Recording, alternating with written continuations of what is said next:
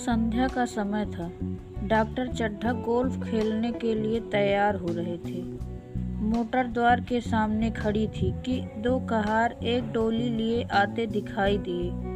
डोली के पीछे एक बूढ़ा लाठी तेकता चला आता था। डोली औषधालय के सामने आकर रुक गई। बूढ़े ने धीरे धीरे आकर द्वार पर पड़ी हुई चिक से झांका। ऐसी साफ सुथरी जमीन पर पैर रखते हुए भय हो रहा था कि कोई घुड़क न बैठे। डॉक्टर साहब को खड़े देखकर भी उसे कुछ कहने का साहस न हुआ। डॉक्टर साहब ने चिक के अंदर से गरज कर कहा, कौन है, क्या चाहता है? बूढ़े ने हाथ जोड़कर कहा, हुजूर, बड़ा गरीब आदमी हूँ, मेरा लड़का कई दिनों से। डॉक्टर साहब ने सिंगार जलाकर कहा, कल सवेरे आओ, कल सवेरे, हम इस वक्त मरीजों को नहीं देखते। बूढ़े ने घुटने टेक कर जमीन पर सिर रख दिया और बोला, दुहाई है सरकार की, लड़का मर जाएगा। हुजूर, 4 दिनों से आंखें नहीं। फिर चड्ढा ने कलाई पर नजर डाली। केवल 10 मिनट समय और बाकी था। गोल्फ स्टिक खूंटी से उतारते हुए बोले, कल सवेरे आओ, कल सवेरे, यह हमारे खेलने का समय है। बूढ़े ने पगड़ी उतार कर चौखट पर रख दी और रोकर बोला, हुजूर, एक निगाह देख लें, बस एक निगाह, लड़का हाथ से चला जाएगा हुजूर। 7 लड़कों में से यही एक बच रहा है हुजूर। हम दोनों आदमी रो रो कर मर जाएंगे सरकार। आपकी बढ़ती हो दीन बंधु। ऐसे उज्जड़ देहाती यहाँ प्रायः रोज आया करते थे। डॉक्टर साहब उनके स्वभाव से खूब परिचित थे। कोई कितना कुछ ही कहे, पर वे अपनी ही रट लगाते जाते, किसी की सुनेंगे नहीं। धीरे से चिक उठाई और बाहर निकलकर मोटर की तरफ चले। बूढ़ा यह कहता हुआ उनके पीछे दौड़ा, सरकार, बड़ा धर्म होगा हुजूर, दया कीजिए, बड़ा दीन दुखी हूँ, संसार में कोई और नहीं है बाबूजी। मगर डॉक्टर साहब ने उसकी ओर मुंह फेर कर देखा तक नहीं। मोटर पर बैठकर बोले, कल सवेरे आना। मोटर चली गई। बूढ़ा कई मिनट तक मूर्ति की भांति निश्चल खड़ा रहा। संसार में ऐसे मनुष्य भी होते हैं जो अपने आमोद प्रमोद के आगे किसी की जान की भी परवाह नहीं करते। शायद इसका उसे अब भी विश्वास न आता था। सभ्य संसार इतना निर्मम, इतना कठोर है, इसका ऐसा मर्मभेदी अनुभव अब तक न हुआ था। वह उन पुराने जमाने की जीवों में था जो लगी हुई आग को बुझाने, मुर्दे को कंधा देने, किसी के छप्पर को उठाने और किसी कलह को शांत करने के लिए सदैव तैयार रहते थे। जब तक बूढ़े को मोटर दिखाई दी, वह खड़ा टकटकी लगाए उस ओर ताकता रहा। शायद उसे अब भी डॉक्टर साहब के लौट आने की आशा थी। फिर उसने कहारों से डोली उठाने को कहा। डोली जिधर से आई थी उधर ही चली गई। चारों ओर से निराश होकर वह डॉक्टर चड्ढा के पास आया था। इनकी बड़ी तारीफ सुनी थी। यहाँ से निराश होकर फिर वह किसी दूसरे डॉक्टर के पास न गया। किस्मत ठोक ली। उसी रात उसका हंसता खेलता 7 साल का बालक अपनी बाल लीला समाप्त करके इस संसार से सिधार गया। बूढ़े माँ बाप के जीवन का यही एक आधार था। इसी का मुँह देख कर जीते थे। इस दीपक के बुझते ही जीवन की अंधेरी रात भाए भाए करने लगी। बुढ़ापे की विशाल ममता टूटे हुए हृदय से निकलकर अंधकार आर्त स्वर से रोने लगी। कई साल गुजर गए। डॉक्टर चड्ढा ने खूब यश और धन कमाया, लेकिन इसके साथ ही अपने स्वास्थ्य की भी रक्षा की, जो एक साधारण बात थी। यह उनके नियमित जीवन का आशीर्वाद था कि 50 वर्ष की अवस्था में उनकी चुस्ती और फुर्ती युवकों को भी लज्जित करती थी। उनके हर एक काम का समय नियत था। इस नियत से वह जब भी न टलते थे। बहुधा लोग स्वास्थ्य के नियमों का पालन उस समय करते हैं जब रोगी हो जाते हैं। डॉक्टर चड्ढा उपचार और संयम का रहस्य खूब समझते थे। उनकी संतान संख्या भी इसी नियम के अधीन थी। उनके केवल 2 बच्चे हुए, एक लड़का और एक लड़की। तीसरी संतान न हुई। इसीलिए श्रीमती चड्ढा भी अभी जवान मालूम होती थी। लड़की का तो विवाह हो चुका था, लड़का कॉलेज में पढ़ता था। वही माता पिता के जीवन का आधार था, शील और विनय का पुतला, बड़ा ही रसिक, बड़ा ही उदार, विद्यालय का गौरव, युवा समाज की शोभा, मुखमंडल से तेज की छटा सी निकलती थी। आज उसकी 20वीं सालगिरह थी। संध्या का समय था। हरी हरी घास पर कुर्सियां बिछी हुई थी। शहर के रईस और हुक्काम एक तरफ, कॉलेज के छात्र दूसरी तरफ बैठे भोजन कर रहे थे। बिजली के प्रकाश से सारा मैदान जगमगा रहा था। आमोद प्रमोद का सामान भी जमा था। छोटा सा प्रहसन खेलने की तैयारी थी। प्रहसन स्वयं कैलाश नाथ ने लिखा था। वही मुख्य एक्टर भी था। इस समय वह एक रेशमी कमीज पहने नंगे सिर नंगे पांव इधर से उधर मित्रों की आव भगत में लगा हुआ था। कोई पुकारता, कैलाश जरा इधर आना। कोई उधर से बुलाता, कैलाश क्या उधर ही रहोगे।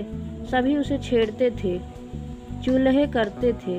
बेचारे को जरा दम मारने का अवकाश न मिलता था। सहसा एक रमणी ने उसके पास आकर पूछा, क्यों कैलाश, तुम्हारे सांप कहाँ है? जरा मुझे दिखा दो। कैलाश ने उसके हाथ मिलाकर कहा, मृणालिनी इस वक्त क्षमा करो, कल दिखा दूंगा। मृणालिनी ने आग्रह किया, जी नहीं, तुम्हें दिखाना पड़ेगा। मैं आज नहीं मानने की, तुम रोज कल कल करते हो। मृणालिनी और कैलाश दोनों सहपाठी थे और एक दूसरे के प्रेम में पगे हुए। कैलाश को सांपों के पालने, खिलाने और नचाने का शौक था। तरह तरह के सांप पाल रखे थे। उसके स्वभाव और चरित्र की परीक्षा करता रहता था। थोड़े दिन हुए उसने विद्यालय में सांपों पर एक मार्के का व्याख्यान दिया था।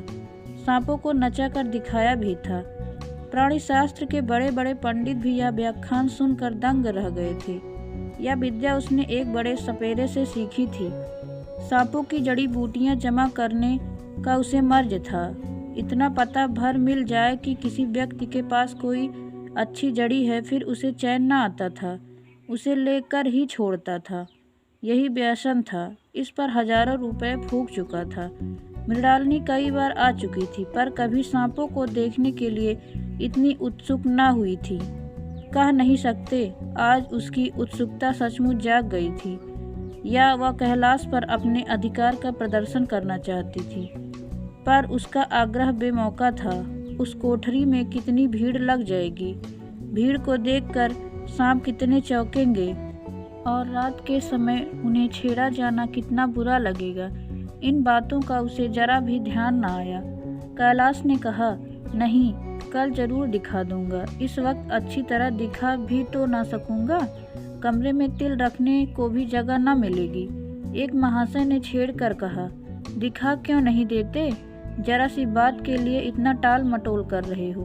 मिस गोविंद हरगिज न मानना, देखें कैसे नहीं दिखाते।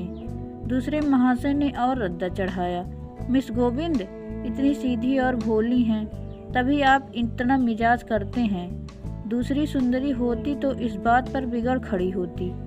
तीसरे साहब ने मजाक उड़ाया, अजी बोलना छोड़ देती, भला कोई बात है? इस पर आपका दावा है कि मृणालिनी के लिए जान हाजिर है। मृणालिनी ने कि देखा कि ये सोहदे उन्हें रंग पर चढ़ा रहे हैं, तो बोली, आप लोग मेरी वकालत ना करें, मैं खुद अपनी वकालत कर लूँगी। मैं इस वक्त सांप का तमाशा नहीं देखना चाहती, चलो छुट्टी हुई। इस पर मित्रों ने ठहाका लगाया। एक साहब बोले, देखना तो आप सब कुछ चाहें, पर दिखाए भी तो। कैलाश को मृणालिनी की झेपी हुई सूरत को देखकर मालूम हुआ कि इस वक्त उसका इनकार करना वास्तव में उसे बुरा लगा। ज्यों ही प्रीतिभोज समाप्त हुआ और गाना शुरू हुआ, उसने मृणालिनी और अन्य मित्रों को सांप के दरबे के सामने ले जाकर महुअर बजाना शुरू किया। फिर एक एक खाना खोलकर एक एक सांप को निकालने लगा। वाह क्या कमाल था! ऐसा जान पड़ता था कि वे कीड़े उसकी एक एक बात, उसके मन का एक एक भाव समझते हैं। किसी को उठा लिया, किसी को गर्दन में डाल लिया, किसी को हाथ में लपेट लिया। मृणालिनी बार बार मना करती कि इन्हें गर्दन में न डालो, दूर ही से दिखा दो, बस जरा नचा दो। कैलाश की गर्दन में सांपों को लिपटते देखकर उसकी जान निकल जाती थी। पछता रही थी कि मैंने व्यर्थ में ही इनसे सांप दिखाने को कहा, मगर कैलाश एक न सुनता था। प्रेमिका के सम्मुख अपनी सर्प कला प्रदर्शन का ऐसा अवसर पाकर वह कब चूकता। एक मित्र ने टीका की, दांत तोड़ डाले होंगे। कैलाश हंसकर बोला, दांत तोड़ देना मदारियों का काम है, किसी के सांप किसी के दांत नहीं तोड़ गए। कहियो तो दिखा दूं। कहकर उसने एक काले सांप को पकड़ लिया और बोला, मेरे पास इससे बड़ा और जहरीला सांप दूसरा नहीं है। अगर किसी को काट ले तो आदमी आनन फानन में मर जाए, लहर भी न आए। इसके कांटे पर मंत्र नहीं, इसके दांत दिखा दूं? मृणालिनी ने उसका हाथ पकड़कर कहा, नहीं नहीं कैलाश, ईश्वर के लिए इसे छोड़ दो, तुम्हारे पैर पड़ती हूँ। इस पर एक दूसरे मित्र बोले, मुझे तो विश्वास नहीं आता, लेकिन तुम कहते हो तो मान लूँगा। कैलाश ने सांप की गर्दन पकड़कर कहा, नहीं साहब, आप आंखों से देखकर मानिए। दांत तोड़कर वश में किया तो क्या किया। सांप बड़ा समझदार होता है। अगर उसे विश्वास हो जाए कि इस आदमी से मुझे कोई हानि न पहुंचेगी तो वह उसे हरगिज न काटेगा। मृणालिनी ने जब देखा कि कैलाश पर इस वक्त भूत सवार है तो उसने यह तमाशा न करने के विचार से कहा, अच्छा भाई, अब यहाँ से चलो, देखो गाना शुरू हो गया है, आज मैं भी कुछ गाकर सुनाऊंगी। यह कहते हुए उसने कैलाश का कंधा पकड़कर चलने का इशारा किया और कमरे से निकल गई। मगर कैलाश विरोधियों का शंका समाधान करके ही दम लेना चाहता था।